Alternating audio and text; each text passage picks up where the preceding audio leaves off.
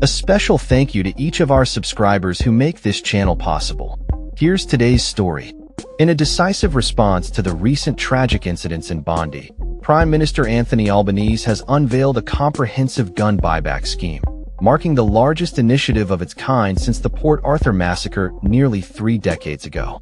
This announcement comes on the heels of revelations that one of the shooters involved in the Bondi attack, Sajid Akram, was a licensed gun owner with 6 firearms registered in his name.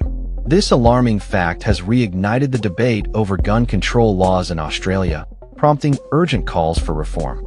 Albanese emphasized the necessity of reducing the number of firearms on the streets, stating, "There is no justification for an individual, in such a setting, to own so many weapons."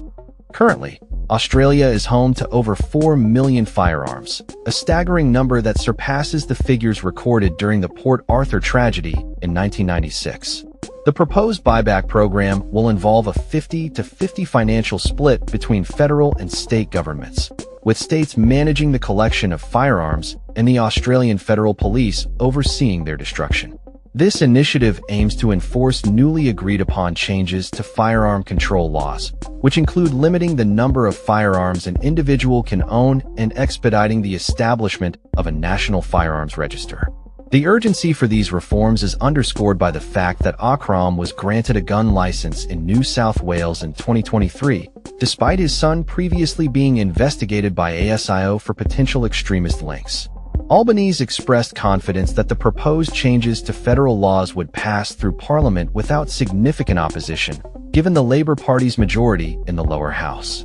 However, some senior coalition figures have voiced their dissent, labeling the proposed reforms as a cheap political smokescreen. In response to these criticisms, Albanese asserted that Australians recognize the need for modernized gun controls, referencing the successful intervention by the Howard government in 1996 as a model for current action. NSW Premier Chris Minns has already indicated plans to recall Parliament before Christmas to discuss stronger state gun laws, which will include capping firearm ownership at 4 guns per licensed resident, with exceptions for farmers and sporting shooters. Additionally, the new legislation aims to enforce more frequent license renewals and stronger identity checks, emphasizing that gun ownership is a privilege, not a right. These reforms ensure there is no ambiguity when it comes to public safety, said Police Minister Yasmin Catley. The legislation is set to be introduced to the NSW Parliament soon, with expectations that it will significantly reshape the landscape of gun ownership in the state. The buyback scheme is anticipated to recover hundreds of thousands of firearms, with individuals receiving financial compensation for surrendered weapons. Minister for Home Affairs Tony Burke noted that the exact number of firearms a person can legally own will be negotiated with each state and territory, with the aim of establishing firm caps to reduce the overall number of guns in circulation. The estimated cost of the buyback program could reach up to $1 billion, although some industry experts have suggested that the total financial implications could be as high as $15 billion when factoring in business buyouts and other related costs. The urgency of these reforms is heightened by the fact that New South Wales currently has the highest number of registered firearms in the country, with over 1.1 million guns. As the political landscape evolves, the response from various stakeholders continues to shape the narrative around gun ownership in Australia.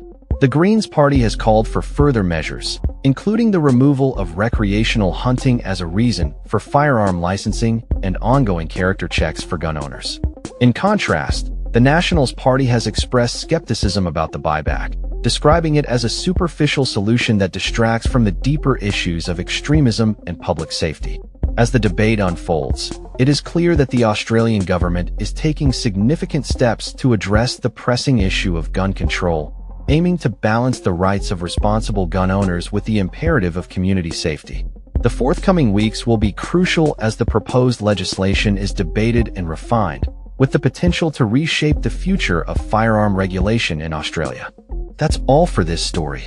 We upload videos every day covering many different subjects, so hit that subscribe button to stay informed. Thanks for watching.